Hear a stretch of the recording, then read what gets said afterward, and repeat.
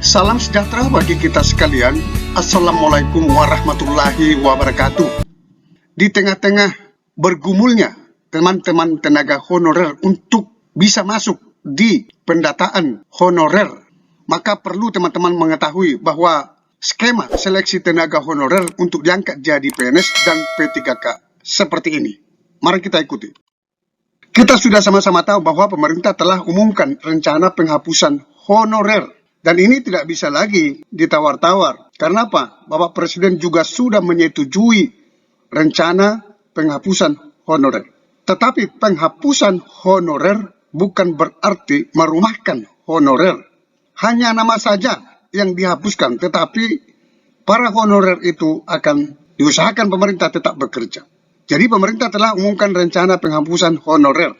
Itu sesuai dengan Undang-Undang Nomor 5 tentang ASN. Begitu juga di PP Nomor 49 tahun 2018 tentang manajemen P3K. Yang dikenal di situ status pegawai pemerintah adalah PNS dan P3K. Tidak dikenal honorer. Makanya pemerintah akan menghapus honorer tersebut. Menindaklanjuti PP Nomor 49 tahun 2018 ini, maka Menpan RB telah 2 kali mengeluarkan surat edaran untuk pendataan non-ASN. Ada 2 surat edaran. Yang pertama adalah surat edaran pada tanggal 31 Mei 2022. Ini ditandatangani oleh Bapak almarhum Menpan RB Cahyokumolo. Ini ada 5 poin. Pada intinya adalah pertama melakukan pendataan pegawai non-ASN. Kedua, menghapus jenis kepegawaian di luar PNS dan P3K. Baru ketiga, menyusun langkah-langkah strategis penyelesaian non-ASN paling lambat tanggal 28 November 2023. Ada semacam warning kepada PPK, pejabat pembina kepegawaian, agar tidak merekrut lagi tenaga honorer. Itu pada intinya. Baru ditindaklanjuti lagi dengan surat edaran Menpan RB yang kedua. Itu keluar pada tanggal 22 Juli 2022. Ini ditandatangani oleh Bapak Mahfud sebagai PLT Menpan RB. Di sana ada 3 poin. Yang 3 poin tersebut adalah mengingatkan pemerintah daerah agar sesuai dengan PP 49 tahun 2018. Kedua, bahwa di pasal 99 ayat 1 PP 49 tahun 2018 honorer tersebut diangkat menjadi P3K bagi yang memenuhi syarat. Saya ulangi, bagi yang memenuhi syarat. Syarat apa? Itu sudah saya bahas di channel saya ini. Ketiga, pendataan. 2 surat edaran ini pada intinya adalah seluruh honorer didata. Apakah honorer K2? Apakah honorer non-K2? Apakah honorer guru? Apakah honorer yang passing grade, yang sudah lulus passing grade 2021? Apakah tendik, tenaga pendidikan? Apakah tenaga administrasi? Apakah satpol? Seluruhnya harus didata. Itu yang diamanatkan oleh surat Menpan RB pertama dan kedua. Jadi seluruhnya didata. Bukan hanya honorer kedua. Data pegawai non-ASN ataupun honorer tersebut harus diinput oleh BKD Kabupaten Kota Provinsi ke aplikasi data non-ASN BKN.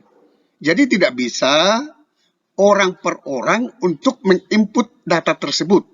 Tetapi yang bisa menginput data tersebut adalah BKD setiap daerah.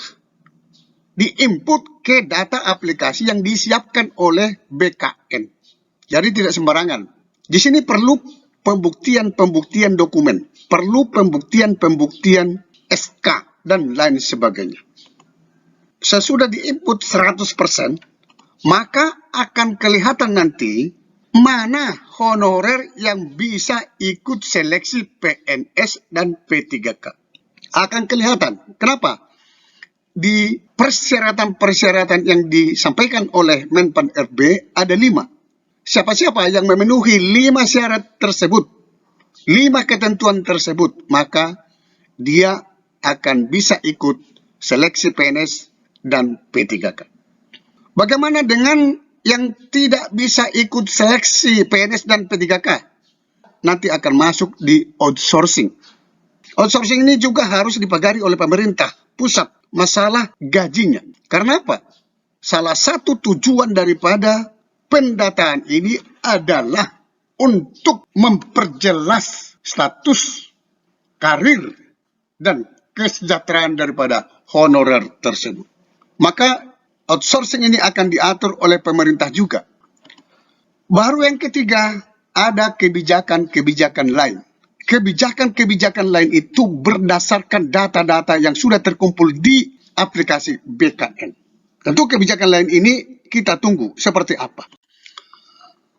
Menpan RB Cahyokumolo pada tanggal 4 Juni 2022, beliau menyampaikan bahwa database BKN per Juni 2021, sisanya tenaga honorer K2 ada 410.010 orang. Itu data yang ada sekarang di BKN. Data yang dulu masih ada sampai sekarang terdata di database BKN. THK2 410.010 orang itu terdiri daripada teknik, tenaga pendidik 123.502. Tenaga kesehatan 4.782. Tenaga penyuluh 2.333. Dan tenaga administrasi 279.393. Mari kita dukung pemerintah untuk mendata data-data pendukung agar kita masuk di database BKN. Sampai ketemu pada video berikutnya di channel ini. Jangan lupa dukung terus channel ini dengan cara klik subscribe, like, dan loncengnya.